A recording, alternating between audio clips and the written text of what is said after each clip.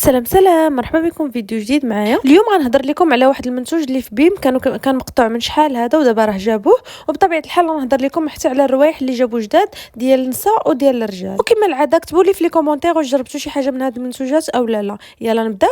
البنات اللي كانوا كيسولوني على هذا المنتوج ديال شيلا راه جابوه في بيم دابا بثلاثه ديال الاشكال، البنفسجي وكاين الوردي، كل وحده عندها ريحه مختلفه كتعطيك احساس بالنظافه والانتعاش. والثمن اللي هو اهم حاجه داير غير 9 درهم فاصله 90 سنتيم. هذا البنات الا لقيتوه غير زربوا عليه حيت راه ما كيبقاش بيم مده طويله وكيتقطع. ودابا غندوزو لحاجه واحده اخرى جابوها جديده في بيم اللي هما الروايح ديال العيالات وحتى ديال الرجال. جابوهم باشكال مختلفه، كاينه هاد الخضراء وكاينه الصفراء وكاينه حتى الشكل الثالث اللي هو الموف. البنات اللي غايقولوا لي واش مجرباهم راه كاينين لي تيستور تما تقدري تجربيهم حتى الا عجباتك شي ريحه عاد باش كتاخديها. وكاينين حتى ديال الرجال كيجيو بثلاثه ديال الانواع، الخضراء والزرقاء والكريه، والثمن ديالهم كاملين 40 درهم. وكيف ما العاده ديما اي حاجه جابوها جديده في بيم ضروري نبارطاجيها معكم. ما تنساوش تعطيوني التجارب ديالكم مع هاد المنتوجات هادو وتخليو لي كومونتير او لايك وتبارطاجيو الفيديو. وإلا كنتي اول مره كتشوفني ما تنساش تابونا عندي في لي باج ديالي كاملين.